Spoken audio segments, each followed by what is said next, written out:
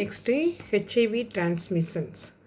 HIV எப்படி வருது, எதனால் வருது அப்படின்னா, கண்டாமினேட்டட் நீடில்ஸ், ப்ளட்டு ஒருத்தவங்களுக்கு யூஸ் பண்ண நீடில் அடுத்தவங்களுக்கு யூஸ் பண்ணால் வரும். Argon transmission, blood transmission, HIV இருக்கிறவங்களுக்கு தெரியாமல் அந்த ப்ளட்டை நான் ஸ்க்ரீன் பண்ணாமல் அடுத்தவங்களுக்கு ஏற்றும் போது அவங்க மூலமாக வரலாம். அன்ப்ரொடக்டட் செக்ஸ் மூலமாக வரலாம். ப்ளட் டிரான்ஸ்மிஷன் மூலமாக வரலாம். ஹெச்ஐவி இன்ஃபெக்டட் டு மதர்ஸ் செல், அம்மாவுக்கு இருந்ததுன்னா குழந்தைக்கு வரலாம். பட் ஆனால் இதுக்கெல்லாம் இப்போ ட்ரீட்மெண்ட்ஸ்லாம் இருக்குது. ஸோ ஹெச்ஐவி அதனுடைய சர்வைவ், அதோட லைவ் 1.5 நாட்கள், இன்சைடில் 1.5 நாள் இருக்கும், அவுட் சைடில் செல் 6 ஹவர்ஸ் இருக்கும். அதுக்குள்ளார தான் அது அவ்வளோ வேலையும் பார்க்குது. ஸோ வைரஸ் எப்படி நம்ம உடம்புல ஏமாற்றி நம்ம உடம்புக்குள்ள நுழையுதுங்கிறது பாருங்களேன். இது வைரஸ், ஹெச்ஐவி வைரஸ். இது நம்மளுடைய மனிதனுடைய ஒரு செல்லு.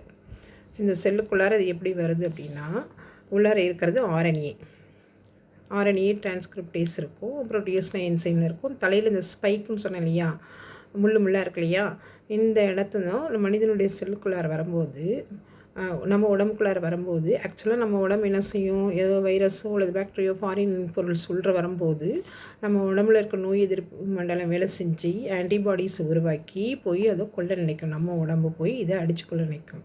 ஆனால் அது என்னது வர்றது எதுன்னு தெரியாமல் நம்மளை ஏமாத்துகிறோம் இந்த ஹெச்ஐவி வைரஸ். நம்ம ஆன்டிபாடிஸோட வேலை செய்ய முடியாது. காரணம் என்னென்னா, இந்த ஸ்பைக் என்ன செய்யும், இந்த ஆரணியை உள்ற சேரணும். இந்த மனிதனுடையதுக்குள்ளார இதோடைய ஆரணியவே நம்ம உடம்புக்குள்ளார கொண்டாந்து கொடுக்கும். அப்போது இது கொஞ்சம் நேரம் தான் திறக்கும். இந்த மேலே இருக்கிற இந்த கவரிங் லேயர்ஸு இது கொஞ்சம் நேரம், ஒரு செகண்டில் திறந்து உள்ளது ஆரணியை அனுப்பிவிட்டு திருப்பி இதை மூடிடும். இதை மூடிறதுனால நம்மளுடைய இம்யூனிட்டி சிஸ்டம் போய் ஆன்டிபாடி உருவாக்கி இதை போய் அட்டாக் பண்ண முடியாது. இது வைரஸ் தானான்னு அதால் அடையாளம் காண முடியாது. இது ஒரு நிமிஷத்தில் ஏமாற்றி உள்ளார கொண்டு இந்த ஆர்என்ஏ வைரஸ், இந்த ஆர்என்ஏ வைரஸில் இருக்கக்கூடிய ஆர்என்ஏ சிங்கிள் ஸ்டாண்டர்ட் ஆர்என்ஏ. அது ஆர்என்ஏவாக இருக்கும்போது அதால் ஒரு வேலையும் செய்ய முடியாது. அது என்ன செய்யும், ரிவர்ஸ் டிரான்ஸ்கிரிப்டேஷன் ஒரு என்சைம் பக்கத்துலேயே துணைக்கி வச்சுக்கிட்டே வரும். அந்த ரிவர்ஸ் டிரான்ஸ்கிரிப்டேஷன் என்சைம் மூலமாக இந்த சிங்கிள் ஸ்டாண்டர்ட் ஆர்என்ஏ டிஎன்ஏவாக மாறி நம்ம உடம்புல இருக்கக்கூடிய செல்லில் இருக்கக்கூடிய டிஎன்ஏ, இதெல்லாம் இந்த செல்லில் இருக்கக்கூடிய டிஎன்ஏக்குள்ளார அந்த சிங்கிள் ஸ்டாண்டர்ட் ஆர்என்ஏ டிஎன்ஏமாக இருக்கலாம். அது இந்த டார்க் க்ரீனில் இருக்கிறது வைரஸோட டிஎன்ஏ உள்ள போந்துடும். ஸோ ஒன்றில் போனால் அப்படியே பரவி ஹெச்ஐவி ஒரு ஃபேக்ட்ரி மாதிரி அப்படியே அதோடய வேலையை கடன்னு செய்யும் மனிதனுக்குள்ளார நினைச்சு. ஸோ ப்ரோஜனியா வைரஸ் இப்போ நம்ம உடம்புல இருக்கக்கூடிய செல்லில் இருக்கக்கூடிய டிஎன்ஏலாம் யாரோடைய டிஎன்ஏவாக இருக்கும்னா வைரஸோடைய டிஎன்ஏவாக தான் இருக்கும். ஸோ இதனால் இந்த body infected person progressive degree T லிம்போசைட்டே இல்லை, அவனுடைய இம்யூன் சிஸ்டமே பாதிச்சடைஞ்சிடுச்சு, நோய் எதிர்ப்பு மண்டலமே வேலை செய்யலை. அப்படிங்கும்போது எல்லா வித நோய்களும் எய்ட்ஸ் வந்தவனுக்கு வரும். ஸோ அவனுடைய உடம்பு about fever, diarrhoea, weight loss, எல்லா விதமான நோய்களும் வரும். So unable to protect against any infection. அவனால் எந்த இன்ஃபெக்ஷனையும் அவனால் ப்ரொடக்ட் பண்ண முடியாது. எல்லாமே அவனுக்கு எல்லா நோயும் வந்துடும். ஸோ இது வராமல் இருக்கிறதுக்குன்னா prevention is better than cure.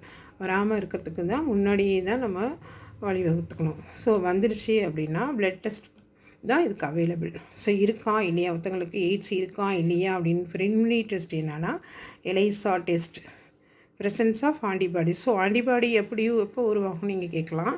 அது ஒரு நிமிஷம் அது திறந்து மூடுதலையே இந்த இடத்த, அப்போ ஆன்டிபாடி நம்ம உடம்பு கொஞ்சம் ப்ரொடியூஸ் பண்ணணும். அதை வச்சு அவங்க அடையாளம் பண்ணுவாங்க, எலைசா இருக்கா இல்லையா. எலைசா டெஸ்ட் மூலமாக டெஸ்ட் இருக்கா இல்லையான்னு என்சைம் லிங்க்டு இம்யூனோசார்பென்ட் ஆசைன்னு சொல்லுவாங்க. அது எலைசா டெஸ்ட்டு. அது கன்ஃபார்ம் பண்ணுறது western blot test, confirmative test. It detect virus score ப்ரோட்டீன்ஸை வச்சு இதை டிடெக்ட் பண்ணுவாங்க, western blot test. So blood test வச்சு ELISA test, western blot test மூலமாக ஒருத்தங்களுக்கு எய்ட்ஸ் இருக்கா இல்லையான்னு ஐடென்டிஃபை பண்ணுறாங்க.